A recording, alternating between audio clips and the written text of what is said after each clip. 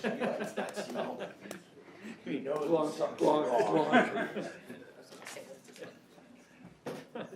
Yeah, yeah, yeah. Trying to. Good. We're We're good? Okay. All right, can everybody join me in the Pledge of Allegiance, and we'll start the meeting. Pledge allegiance to the flag of the United States of America and to the republic for which it stands, one nation, under God, indivisible, with liberty and justice for all. Okay, thank you, everybody. The reason we're here tonight is because the Board of Selectmen decided that this is something that we've been doing. We've been buying open space. We've been bonding for it.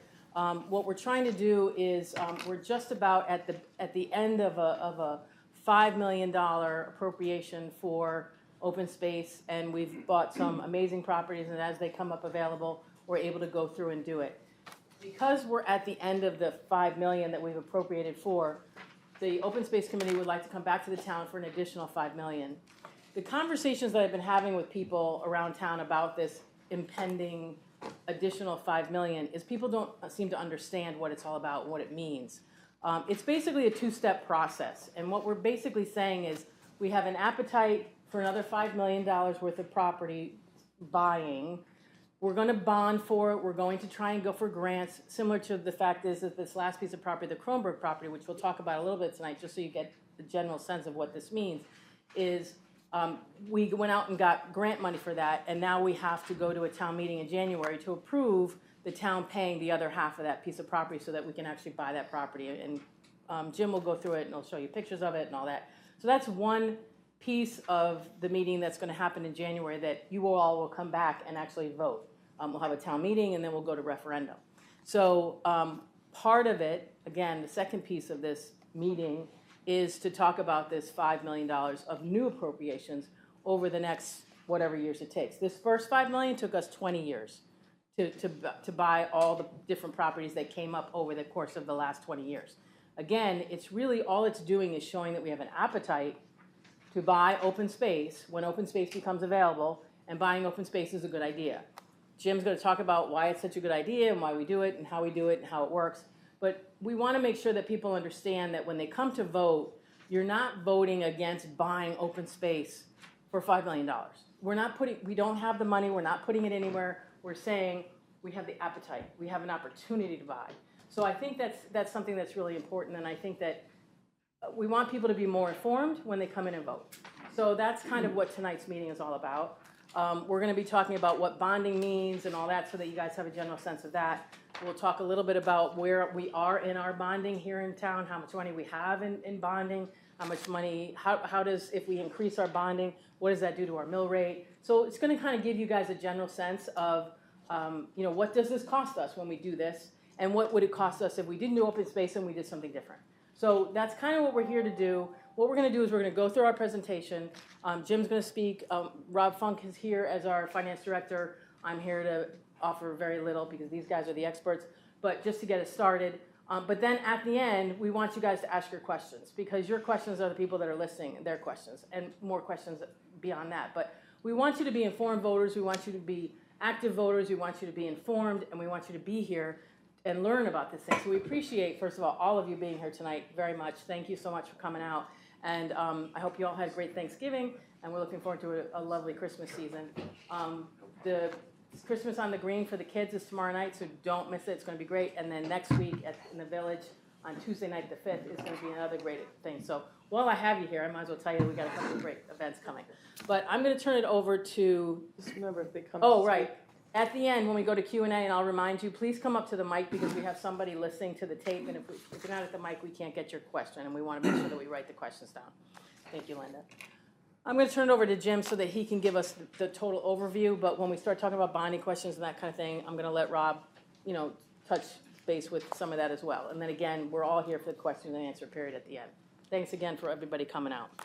Jim. Okay. That's a little too quick. All right, so we're going to go to the easy part first, which is the Kronberg parcel. We did get a DEP grant for it. It's 95 acres, plus or minus, because there isn't an official survey. Part of this is unique. It's one of the few times we've had this opportunity. We're actually splitting the acquisition. I'm gonna scroll to the map later, but I also have the visual guides here. This is your handout you have in front of you. We're looking to purchase 75 acres of open space, which has 20 plus acres of agricultural land. We're also looking to put 21 acres and add it to the existing middle school. And as I said, louder? You want me louder? Okay, I can do louder.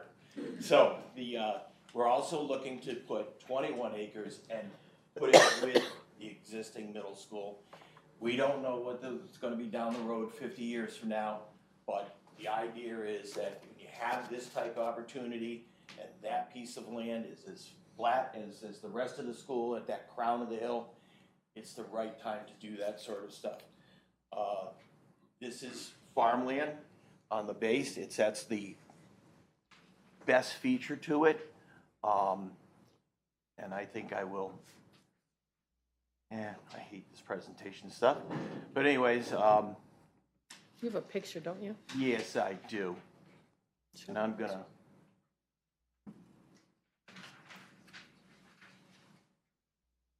just gonna go right to the same map that you have there. Oh, come on, come on, come on. You're right, slow. Look at that. Don't do that. There it is. It's a See? thin sliver of a property. Patience. There we go. All right. I guess the color's magenta is what we're looking at for the Kronberg property. And to the north of it and to the east of it is the middle school property. And the east portion, the 21 acres, is where we're looking at it. But if you look at to the west, where it says existing fields will be continued to be used in agricultural, that is what made DEP excited. It's prime agricultural land. That's why they dumped into this grant.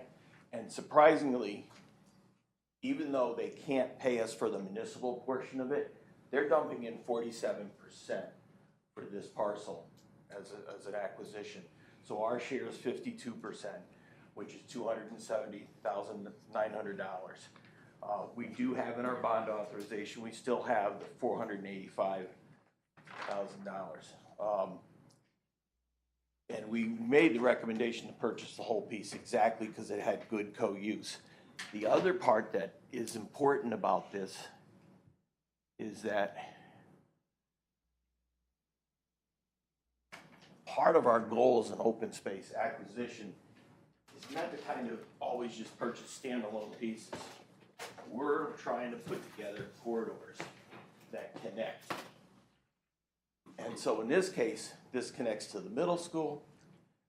Middle school connects to the disc golf course in town of East Haddam. To the south, there's a little piece of open space, and then there's Hidden Valley Preserve. And we're trying to make these links and these loops so that they're larger. Some people recreationally might want to just go for 20 minutes, and that's perfect. Some, if we have a larger loop, could do a 3-4 hour circle out of this if we get this right. And that's what we've been trying to do, is assemble pieces. And we have to do the pretty pictures. We'll see how long that takes to load. Not bad. Real agricultural, real rural character. It is the reason that Grandview is called Grandview, because this is what it looks at. This is across the road, and from all the mapping I can tell, it's been that way for 100 years plus. Presently, it's in hay production. We never know what the future leads, and just like with the Chagru property, we look at that and say, okay, Stunning, isn't it? you know,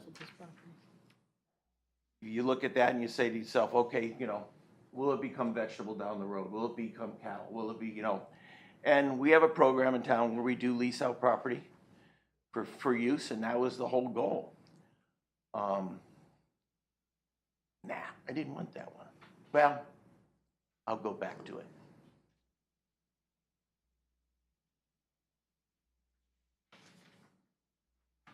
In part of the presentation, there's a discussion of what our open space ordinance asked us to do. And it's protect contiguous areas of open space, which this is. This one already. You're looking at protect surface water, wetlands, watercourse, it fits that. Critical threatened species, nobody's actually ever gone in there and found out, done studies for it, but that's a possibility. Preserve farmland and productive forest, that is for both. There's forest in the top, there's farmland on the bottom. And develop in areas, that are capable of supporting development without adversely impacting the environment. The last thing we need to do is have development over agricultural fields. We've lost enough. For those who've been here and watched through the 60s and the 70s and the loss of agricultural land, because it's easy to develop, it's quick to move through, there's no clearing, it's a disaster. And we're trying to avoid that. So overall, this is one of those properties that when we used to make presentations for a town vote and not have to go to referendum, it was easy enough to have everybody, by the time it's all said and done, that it's a unanimous decision. I mean, it fits the criteria from the Open Space Committee. We were able to get a large, substantial amount of money from the state as a grant opportunity, which really helps. We hope to keep it in farmland forever. Doesn't always have to be hay, but be something. So that's kind of the goal on that. And because everybody is here, I think I'm going to move over to the important part. Oh, what did it do, Linda? Help, help, help.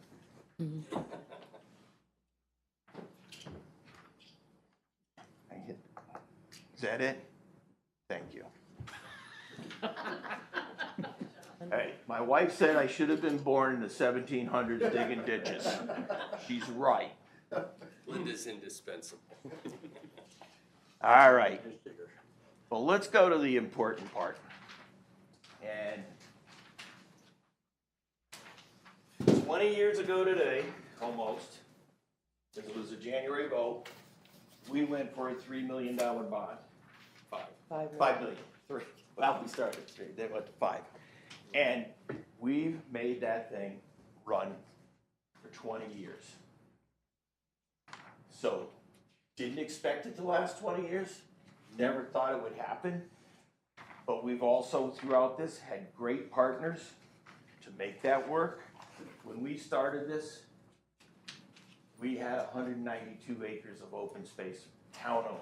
We had some great spots. We had Devil's Hop Yard, portions of it, Gillette's Castle. But the reality was, for a town-owned open space, we didn't have much. There's 2 reasons you're going to see this toggle back and forth to 1995. 1, that's when I got hired. 2, it's because I made a presentation to the East Haddam Fish and Game.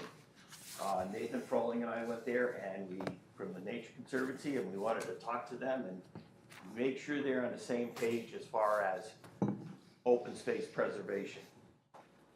They told me point blank I was nuts. I went back last fall, had that same presentation made, pulled this map out showing what's in there, and for those what's going on is the green in this map is prior to our open space bonding in 95, and the yellow is what we've had done. Town, the state, the Nature Conservancy, the East Haddam Land Trust. Reason I went and go talk to the East Haddam Fish and Game is they're in that pink or purplish color.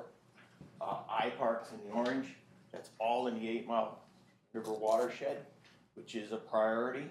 But as you can see with the yellow going around, we also have had the idea that you can't just have everybody flock to one spot. You need neighborhood things. One of the studies shows that open space is best used within 5 miles of a single family home for hiking purposes. They get their little park. My wife happens to go to Hidden Valley and goes, up the road, and that's her spot. And people, do that. So that is one of the reasons that you also want to be able to spread it out if you have the opportunity. The other thing too is by having a bond authorization in place, all of the other organizations know that you're serious and you're part of the game, and you're part of the plan. Through the combined efforts, we started out with $5 million. In that period of time, it's almost $18 million worth of acquisitions.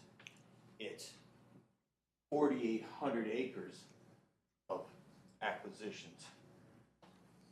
We're not there yet though. And the state of Connecticut has a goal of preserving 21% of the land base as public open space. 10% by DEP, 11% by public nonprofit entities. We're at, right now, the state's at 82%. The others are at 71%. So they're saying there's still in that goal of theirs 100,000 acres. Our plan of conservation development in 2008 said that we should move forward and try to save 10,000 more acres of land if possible. And the other thing too, it's not all by purchase. The other day we had a subdivision, it was a conservation subdivision, and out of that, there's another 45 acres added to it, and they only occupied probably about 15 acres of land in doing this. So we get through open space subdivisions, we also do, and donations. So far, when we said 10,000, we've added another 3,000, so we're only 7,000 short of that goal, and it's a goal. You know, it may happen, it may not. And I think since I mentioned to put that map up, the public can't see it, so I need to put it up. One day I'll learn how to toggle back and forth. No, we won't. No, you're right. Here we go. So, one of the questions that came up at our open space meeting, younger gentleman said, you better re-explain how a bond works, authorization. And East Haddam Land Trust set this paragraph out back in 2003 when we first did it. It's a pre-approved bond authorization, established a fund to be used for open space acquisition as of yet undetermined land parcels. The town will have greater flexibility, credibility, and timeliness when pursuing open space because public and lending institutions will have already been given their permission to borrow funds to purchase the property once the property is approved. In this step, this process, my first process is when I am approached by a landowner, when I approach a landowner, we talk about it. Just like everything else in the world, if they have financial concerns with their children, their relatives, their own well-being, they're gonna ask me, show me the money.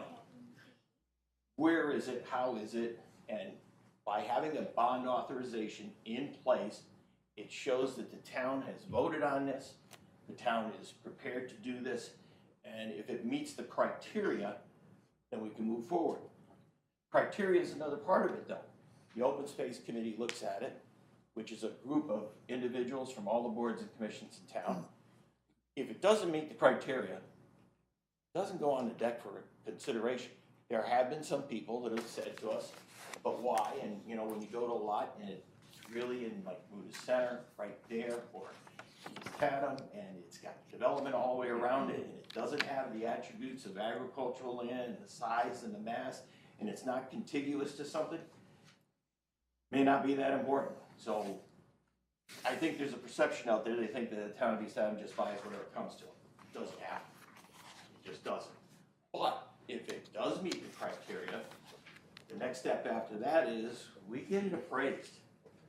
And we always tell the property owner, you need to get it appraised so that we have a baseline to talk about these two things. If that works, then we're going to, just like we are, but we went through all the boards and the commissions for the Kronberg property. It was unanimous all the way around to move forward on it. We moved forward, we put a grant application in. We waited months, the grant application back, we were awarded it, and now we're going through this process to get us to referendum vote. It's a long process, and I thank the God that the property owners have the patience to work through this train that it takes to get us there. But if you take a look at our past 20 years, the budget is for the town, started off at 22 when I started, it's closer to 37, 38 now. So you average that out to 30, we've spent $600 million in expenses. Out of that, 5 million has been open space. That's less than 1% of our overall budget. You have a house that's worth $350,000 and it's assessed at $250,000, that's $50 a year as it, from that point. $50 a year, less than $1 a week on open space purchases. And I'm thinking from my viewpoint, not a bad investment. When we talk about open space and the benefits, we obviously know right off the bat, preserving natural resources of rural character, wildlife habitat, that's an easy one. What people don't think about is water quality, flood mitigation, air quality. Those are all health concerns. They're also budget concerns. By having open space and absorbing that rainwater and not having it rush from overdevelopment, we're not blowing out roads, we're not blowing out culverts, we're not maintaining roadways and adding to our base costs. We already have enough roads, 120 miles. We have enough. We don't need many more. There's health benefits. I shouldn't do this, but I'm gonna. I can actually be a public official and say it's good for you to take a hike. And that just in itself, the idea that you can be in a community, you can hike multiple places, you get the exercise, you can choose the level of exercise. I've had some people tell me that they've done the Hatch Lot and Dean all together and then tried to do the whole loop and they're like, you're killing me, because they had to try it all. As well as just go, okay, that's a short walk. Economic benefit. This is one that people really, really don't have a grasp on. But right off the top, we've kept between the state programs and the town programs, we've kept the Chagru, we want to keep this, the Dill, Cone. These farms are all still there and they're still productive. If it wasn't for the conservation easements and the Dean farm, if it wasn't for the acquisitions of these things, it might not be there. It might have been built out because they had to do something for the family financially. So those places, those bases are still there for it. And between orchards, vegetables, livestock, dairy, forestry, a lot of people don't realize how much is actually done in this town. Because we don't hold public hearings and we don't have sessions, but I have logging operations go on all the time. Those logging operations provide income to the residents. It gives them an opportunity to hold on to their property and pay off the insurance, pay off the taxes. It provides firewood, it provides real good lumber at times. Oh, you're guilty. You gotta buy everybody a coffee. The other part about it with agriculture, and we're working on it, planning and zoning right now, is we're looking to increase the ability for accessory uses on these properties. We're looking at, the cottage food producers, the riding stables, the farm stores, breweries, wineries, tax stores, special events, weddings. That's an added income, and it also attracts and brings people in town as part of that tourist base. The next part about it is obviously recreational opportunities.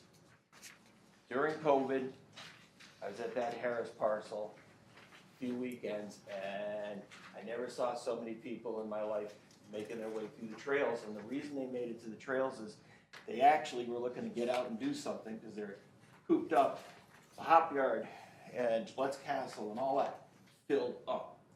Fortunately, they had iPhones and they were able to make their way and go to the East Haddam Land Trust webpage, the East Haddam webpage, and I chit-chatted with them, how long is this trail? How difficult is it? They used it. And they've continued to use it. When you drive down the road and you look at those parking lots, they're using it. We're also using it a little different than it was before. We have a disc golf course. It's rated one of the top 5 in the state.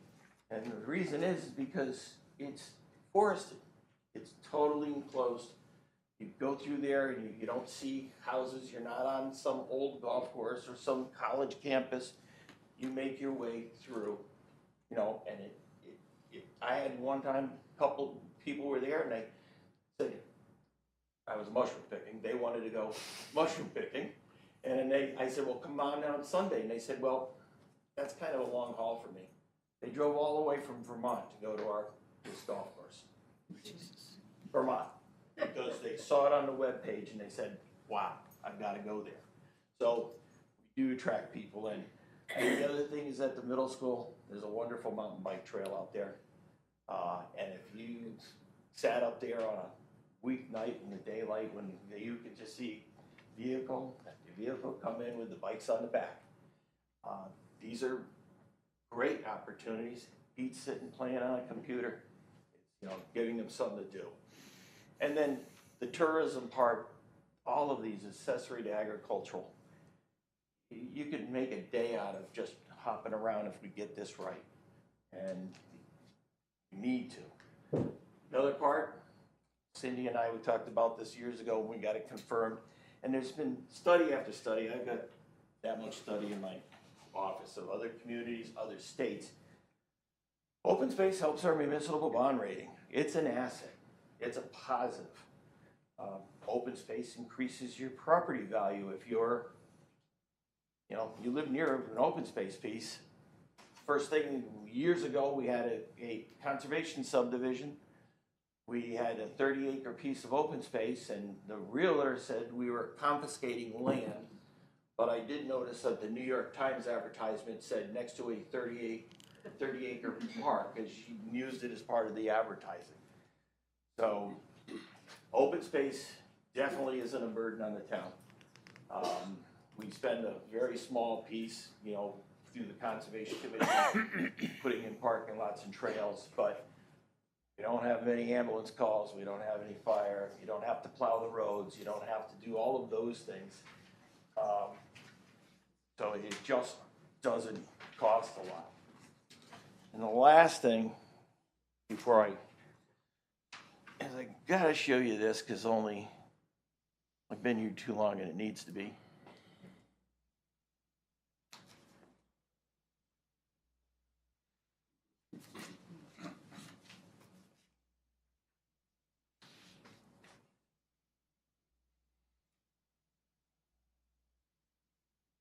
Because we're not done yet. You do that to me.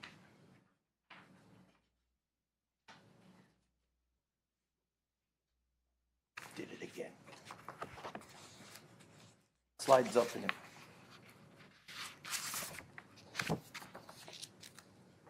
Oh, come on. See what my problem is? What are you trying to do? There we go. There we go. And you posted all this, right? What I gave you today? So people can go and... Yep. All right. I hate this computer. Better off with my board.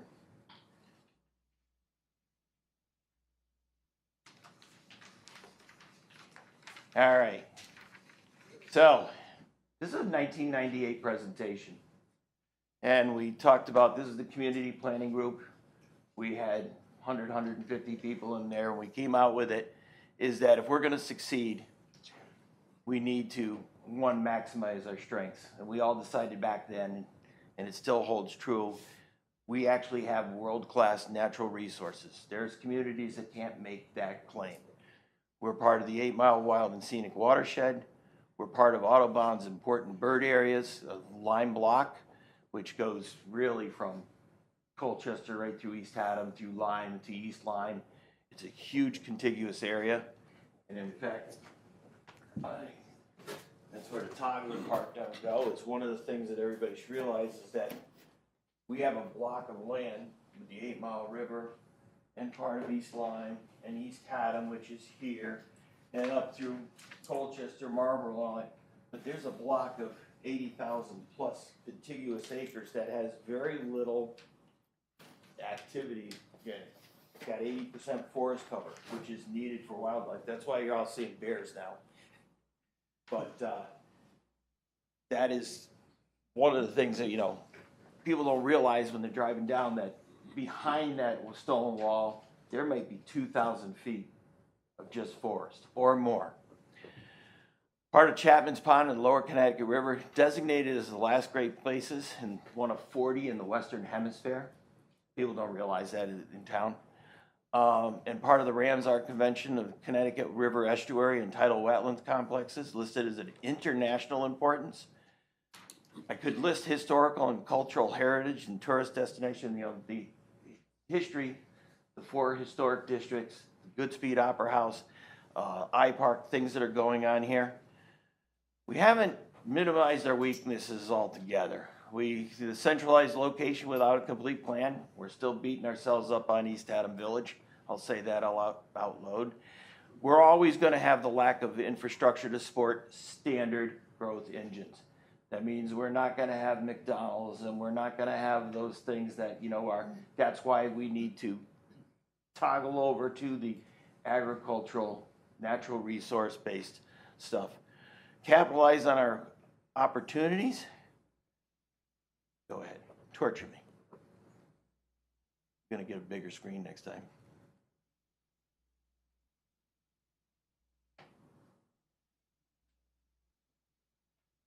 Does not want to do it.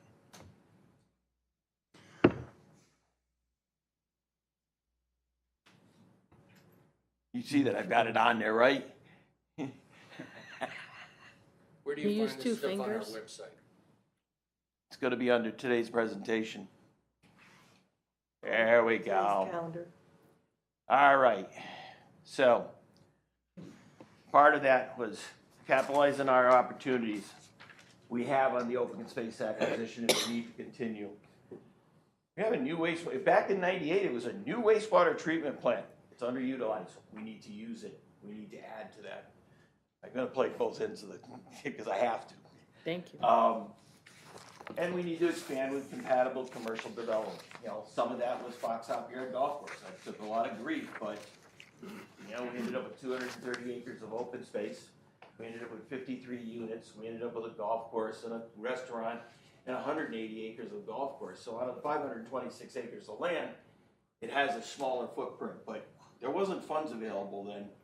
We did, as far as I'm concerned, the best we could with what was there, and there's a lot of contiguous open space out there. Mitigates our threats. Back then, we went to the 80s and 90s, and we were growing at 20 to 25% per decade. I have a 1968 Plan of Conservation Development that says that if we build on every piece of property, we can get 34,000 people living in this town. They also wanted to take Wickham Road and run it straight out to Route 16 to make it a thoroughfare. They wanted to take W.F. Palmer Road and run it right through Robbie Road, right through the Ludus Forest Path. They wanted to run it right out to East Haddam Colchester Turnpike, because their thought was, we have to make this quicker and faster and more convenient for people, so we're gonna go for it. Back then, we were terrified about fragmenting open space, and I still have some of that. And we obviously loss of rural and cultural identity. Well, you gotta remember, back then, we were starting with nothing. Even the state didn't really have a program. It wasn't until they decided, yeah, we better step on it and do something. The other part of the research I've been doing is that most communities have gotten involved in this open space grant process, but not as well as we have as a collaborative group. And the state recognizes it. We are first place that got a better bang for their buck here. We took one person from the state, I think Rob and I did, took the top of this hill, and she said, how much did we pay for it? It was, you know, 900,000 something. She was, every other town would cost me $3.5 million for this piece. So we're able to meet some of the state goals with watershed protection, wildlife habitat protection, recreation opportunities. We also are in two triangles. We're in a triangle between New Haven, New London, and Hartford. We're also New York, Providence, Boston. 2 hours drives for those people. It's at 45 minutes for the others. They can make it a day trip. They can come down here for a weekend. We need more bed and breakfasts. We need more rooms. We do have a 47-room hotel in the forest with the camp getaway.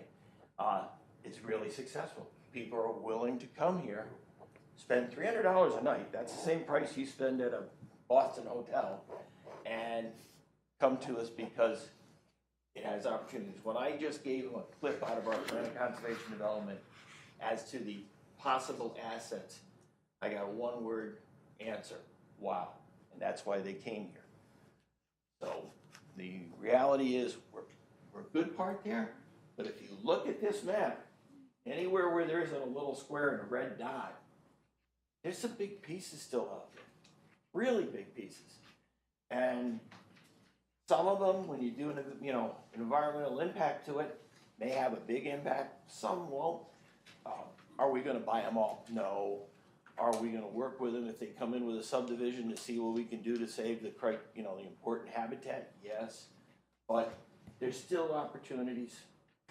And, and I said this once, I said 20, 30, 40, 50 years ago, when it's all socked aside, somebody in this community is going to go, wow, I got an opportunity every day. I told the people from Getaway that you probably can't, if you included Salem, Colchester, East Hampton, and Lyme, you're not going to be able to see all the things because you'd have to be retired, to go to all of these events. If you try to do it every weekend, you're not going to cover the county doing that. I think I beat that up enough.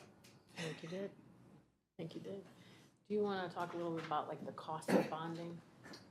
Sure. So bonding for, so there's two different topics here. There's the bonding for the Cronenberg property, and then there's also the $5 million bond authorization for additional purchases. So the Cronenberg property, we know roughly when we would be bonding for that, so we can identify what the cost would probably be for that. And looking at bonding that for a 20-year bond, it averages out to about 0.15 of a mil as far as the cost. So that's 0.015. 0.015 of a mil. I'm sorry. So that's what, $30 a year, I think, for $200,000 assessment. The $5 million for bonding of open space in general, I mean, that could take 20 years to get all of the bonds issued, as the current authorization that's about to run out has taken 20 years. Actually, we haven't used all of that authorization yet. So estimating what the cost is on that is a little bit more tricky because it really depends on when things come in. The interest rates are rather volatile also, but in that 0.015 of a mil estimate, we estimated higher interest rates than it's likely to go. To be conservative and try to factor in whatever costs we could. As far as our total debt limitation, we're nowhere near what our debt limitation is. If you look in the annual audit, there's a section that explains what our debt limitations are as far as our legal debt limitations. And in fact, like we have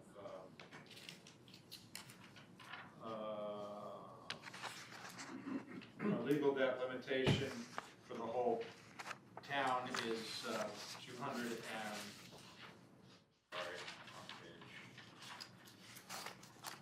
$434 million, and our current debt that we have is about $21 million across all. So obviously there's a lot of room there, but we'd be foolish to try and borrow the amount of debt that the maximum limitation is. That would be an unhealthy municipality that was actually borrowing that much, but it would still be legal for them to. But in any event, the point being that we're really in a pretty good financial position to be able to afford this. As far as our current debt will be fully paid off in 18 years, and as there are various different bond issues, the debt payments change each year. Here we go. So like in the 15th year, it'd be our total debt service, if we took on no additional debt, would be about $197,000. Whereas in the current year, our total debt service is about $2.9 million.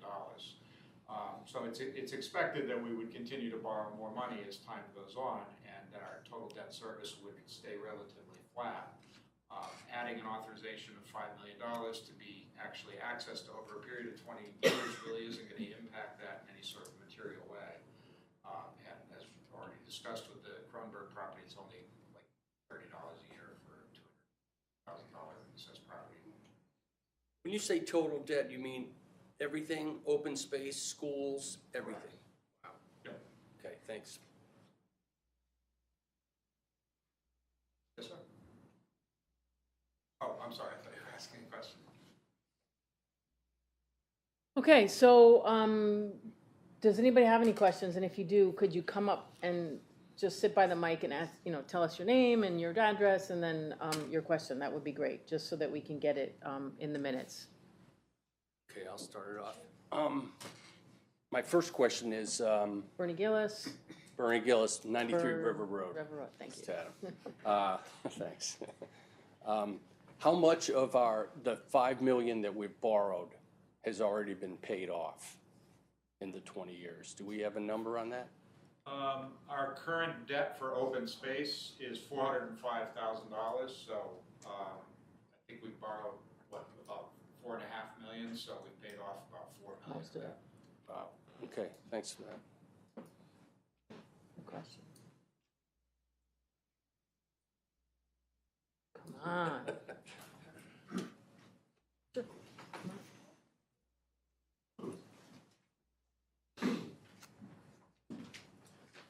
My name's Ken Tosi. I live on Stocking Lot Road. Didn't have so much have a question, just had a couple comments. We moved here in 1999. Before that, I lived in South Florida for over 20 years. And I got to see some just outrageous, extravagant, I don't even want to use the word, but prostituting of farmland, agricultural land, and open space for developing that you could not believe. And being an outdoor enthusiast, it was disheartening to see this go on. To be driving past a couple hundred acres of farmland one day, and then the next day see bulldozers in there, tearing it all up, getting ready for development. Now, they've woken up in recent years. We go back there every once in a while, and they've made preserves and parks, but there's no contiguous plans like this. Nothing. You see isolated pockets of these little parks where they do a nice job, but it got away from them. And I really wish they had something like this in place in some of those towns that we lived in down there. And I watched it go from Dade County, Miami, to Broward County, the Fort Lauderdale area, and to the Palm Beach County area, and it's moving up the coast. I watched 2-lane roads go to 6 lanes, farmland go to condominiums, and developments with the most outrageous tropical Bahama Bay terraces and all these weird names that make it sound really exotic, gated communities, stripping farmlands and good forested lands. And so it's very encouraging to see a plan like this.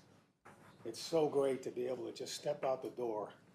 In 5 minutes from the house, I got a 80-foot waterfall that I can go visit. 10 minutes away, I can go to Devil's Harp Yard and see another 80-foot waterfall. I'm in the land trust. I monitor several trails. And it's amazing that you can go to these things. So just as a general public service announcement for open space, it's a great thing, and I've seen the other side, and it's not pretty. So, if we can communicate to the town all the good points, that open space isn't causing us problems. I would caution you when you say it's going to improve your property value, because people immediately say, oh, there go my taxes. I don't know if you remember the 8 Mile River Wild and Scenic hearing that we had at the high school. Yep. They were doing a great job with the presentation. And then the guy says, and it's gonna increase your property values. And there was a group of people behind me in the audience that just erupted because they immediately focused on their taxes. They didn't see any other value in the designation of that scenic river. I saw one of those in South Florida. It was great. Took my kids on canoe trips on it. Spectacular area of wilderness. I support it. I thought it was a great idea. So this is really good stuff. We need to get the word out to the townspeople so that we slam dunk this referendum. And any way we can do that is going to get my vote.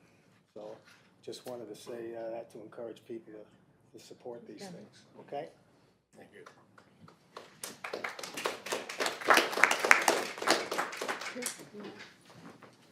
Cameron Beard, 81 Honey Hill Road, East Haddam, and I'm with the Land Trust. I have 2 quick points. It just seems to me this is a win-win situation, all this open space acquisition. On the one hand, we're an increasingly tourist-based economy, and I can tell you that on our monthly walks that we do and hikes in our Land Trust, there are people coming not just from out of town, but from out of state to walk our trails. And it really is a draw. We're becoming a hiking mecca. It's bringing money into town. As Jim said, we've got the getaway. We've got all sorts of money coming in because of it. So it's good business. But on the other hand, something I don't know if you touched on is that there are countless studies saying that, well, to those who would say, you know, if you're getting open space, you're taking land out of the tax rolls.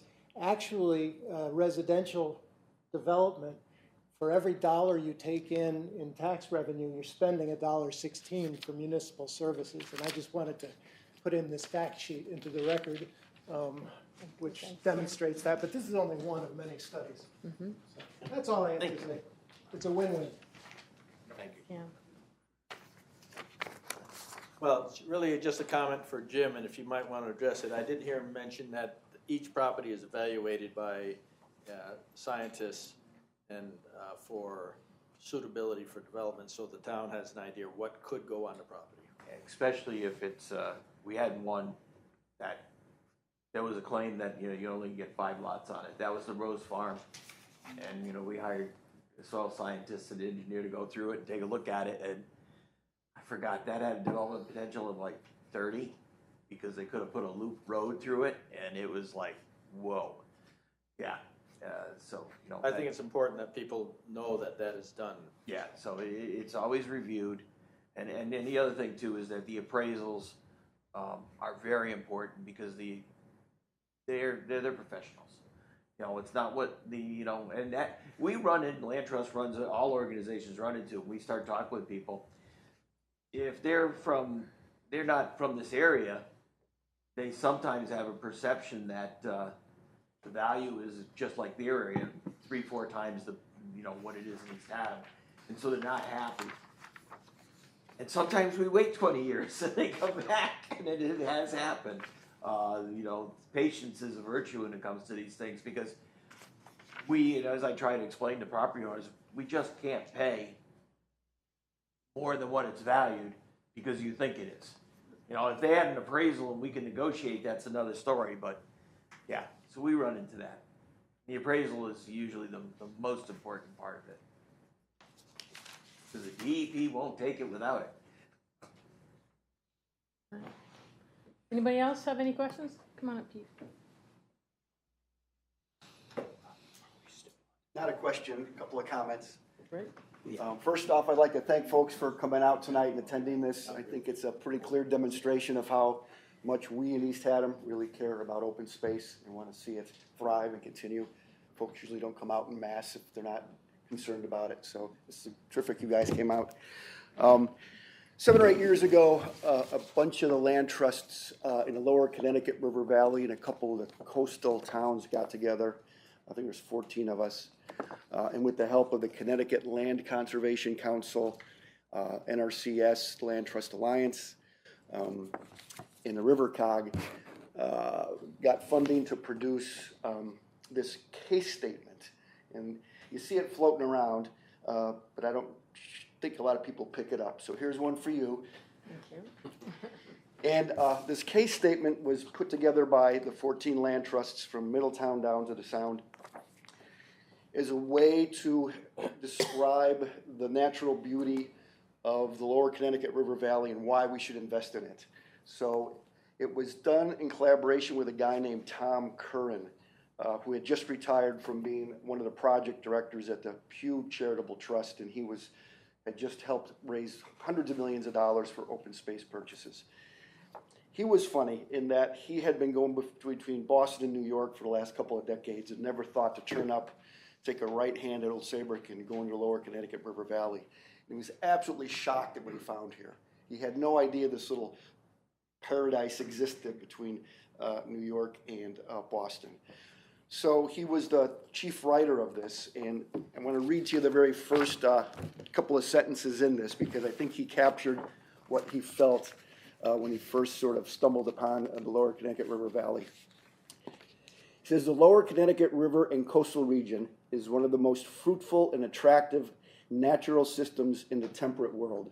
And this is a guy who had traveled throughout the world looking at open space and helping groups together.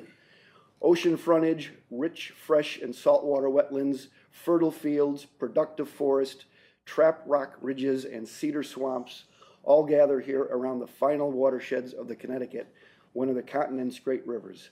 Unlike nearly all the other major river mouths on the planet, the lower Connecticut culminates in Long Island Sound through a largely unspoiled natural landscape that still retains most of its inherent integrity and its function as an intact ecosystem.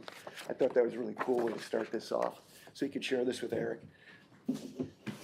So I support it. I supported it at $5 million level, and I support the Kronberg property also. And here's one for you. Thank you. Thanks, Pete. That was Pete Gilbert. Did I forget that part of it? You did. That's all right. I think I got you covered. Anybody else?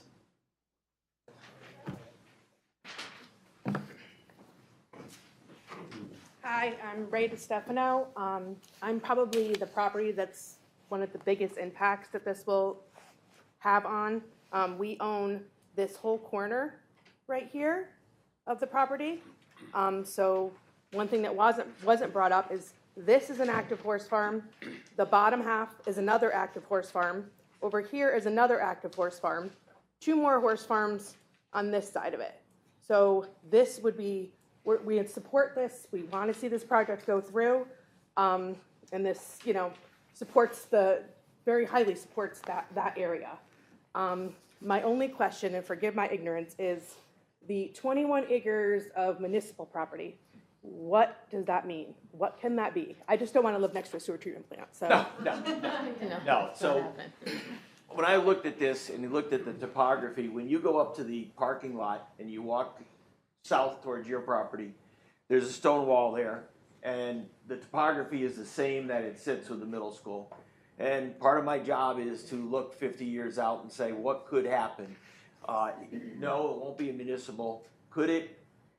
50 years from now, we make a decision that the existing elementary school is a little tired, and you can't just not build something, knock it down and rebuild instead. Is that a possibility? We don't know. But I said if I buy it as open space, it never can be used. So right now, as municipal space, it's open space. If generations down come and say, look, it's time that we rebuild an elementary school and we consolidate services or something like that, or we need a field, an extra field, that's a possibility. Don't have anything tagged out on it at all, but I just looked at it and said, from a practical point, I don't want to go through. When we went looking for that middle school, we had 40 properties that we looked at. And to find for a school system suitable land, not as easy to think with these rolling hills in Connecticut.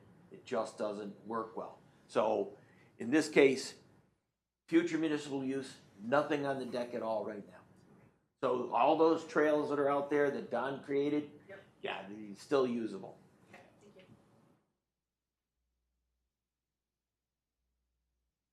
Anybody else? Come on up.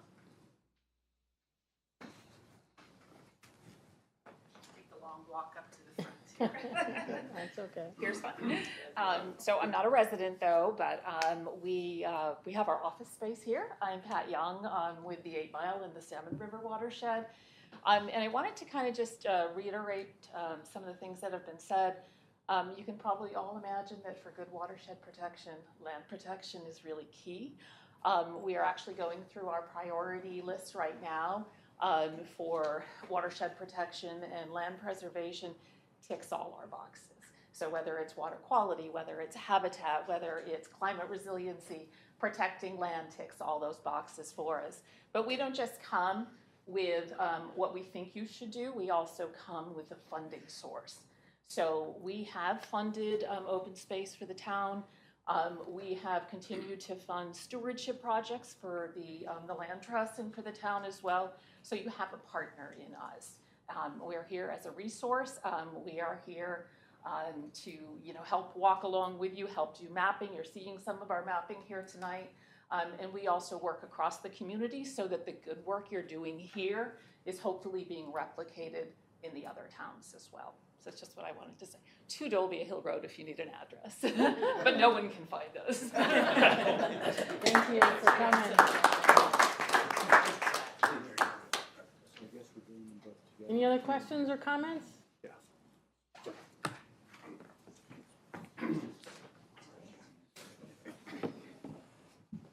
My name is Tony Irving. I chair the 8 Mile River Wild and Scenic Coordinating Committee. The 8 Mile River is about 40,000 acres. About a third of it is in East Haddam, another third in Lyme, and another third in Salem, with little bits in Colchester and East Lyme. Jim made an interesting comment. Even for Jim, it was an interesting comment. And you said that you are putting aside 21 acres for potential municipal space into the future, but you didn't know what that future was going to be. That's right. And you nailed it. And I'll give you just a quick story here. I was brought up in Wilton, Connecticut, which some of you may know is down near Norwalk, in that area in there. My mother was born there in 1918. And at that point in time, the population in Wilton, Connecticut was 1,500 people. I was born there, or at least in Norwalk I was born, around 1950, and the population was going up to 4,500 people. My mother died in 2005. The population in Wilton, Connecticut was 18,500 people. So in one lifetime, the town had obviously changed completely to what it was before. I'm not saying for better or for worse or whatever, but it's not the same place. The purpose of the 8 Mile River watershed is to preserve and protect this important area, and some of the reasons why this area is important have already been talked about in terms of the 40 last great places and et cetera, et cetera. But the 8 Mile River watershed is of extreme beauty, extreme conservation value, extreme in terms of its diversity of habitat types and the species that live here in this watershed, obviously part of this town. When Congress authorized us to do a study as to whether the 8 Mile River watershed would be appropriate for federal wild and scenic designation, they gave us 2 charges. The first was we had to get the communities to buy into the fact that having this wild and scenic designation would be to the advantage of the communities, not just in terms of the natural space that it was, but to the people who live in those communities. And we did a 5-year process of looking for what are known as, or what are called, outstanding resource values. Congress required us to be able to identify and prove that this area contained outstanding resource values. And I don't mean outstanding resource values in terms of, oh, here we are in this particular area. Outstanding resource values as it relates to the region, to New England, to southern New England especially. We spent 5 years doing that and came up with 6 outstanding resource values. The most important ones were the integrity of the ecology and the unique species that inhabit this area. We then had to prove that we had a plan in place, or at least a means in place to protect these outstanding resource values. No point in having outstanding resource values if 10 years down the road they're going to go down the drain. We had to come up with a plan that said, how are we going to protect these resource values in perpetuity? The number one way to do that, the number one strategy, was through open space acquisition. And as was pointed out, in terms of the funds that have been expended for that, but also in terms of the return that this town, Lyme, and Salem have gotten for that, in terms of the protection of this rural landscape, its quality of life, but most importantly in terms of its habitat values. We talked about connections and how we're trying to make those connections between blocks of property so that you can have and maintain this great species diversity that we have here. I had a bear on my porch last week. I've never had a bear on my porch. I have bear, I have coyote, I've got fisher, I've got turkey. We have the entire suite of species. I'm just talking about the top ones at the moment, but sort of just trickling down, going down through all those species, the tens of thousands of species that use this area. It's because it's in a natural state, and it's because of the efforts made by East Haddam. Done a great job in East Haddam in terms of protection of the space. Lyme has done a great job. Salem has done a great job. You just sort of look at that map there that shows the 8 Mile River watershed, and approximately 14 to 15,000 acres are already protected in this watershed. But our goal is to protect more because we need to maintain and protect those outstanding resource values that Congress said that we had to do if we wanted to receive designation. So I would just simply go back to that Wilton example and say, as Jim said, we don't know what the future is going to bring. So if you don't do it now, you may never get to do it again, and you may lose what it is that you treasure and what we all treasure so much about this watershed, but obviously about your town as well. Thank you.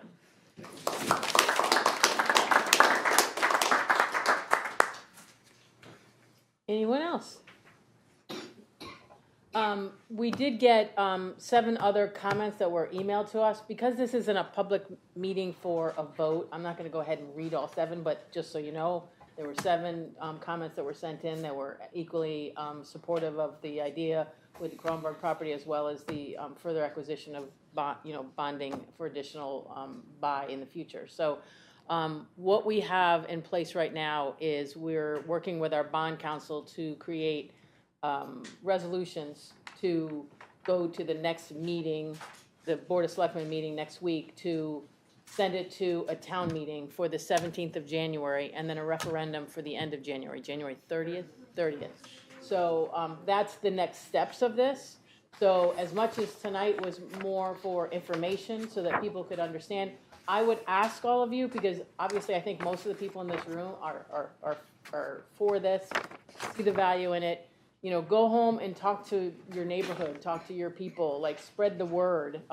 This is going to be on tape so that people can go back and they can, look at the recording of this. This is what we do in East Haddam, is everything is recorded on YouTube. So share the YouTube link if you want, just so people can get a general sense of what it's all about and why it is what it is. But the biggest thing we wanted to do is just so that people understood what they're voting for. We're not voting to spend $5 million, but in the past, we have spent almost $5 million, and this is what we've done. And we've done, great things, and we've paid almost all of it off already. So, we've done great things. We want to continue to do the great things. We've obviously heard the features and benefits of why this is such a good thing to do.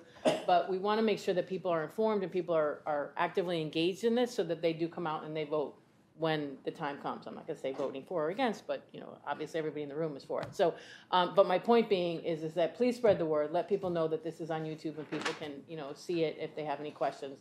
And obviously they can call Jim, they can call myself, we can talk to Rob and understand the numbers of it. But, or obviously many of you in the room can, further that conversation as well. So go ahead, sure. Bill Brady, a chair open space. I actually have done a lot less than many of the people in this room for these efforts. But one thing that hasn't been brought up that has been brought up in many other meetings is that $5 million commitment, the commitment to spend $5 million really also resulted in, through partnerships with the state, through land trusts, through individual donors, grew and exploded into a really $18 million worth of commitment that didn't come from the $5 million. It came from other places. And I think you went over that with those numbers. Yeah. I think that's an important thing to remember, is that because we're not in this alone, other resources, other support come to that. So we've more than is that tripled or quadrupled almost? Tripled the amount of resources that became available just by making that commitment and standing to it. Correct. Yep. Anything else, Jim? I'm In good. closing? Okay. Linda, thank you for making sure that all this worked. Rob, thanks for coming. Thank you all of you for coming, and have a good night.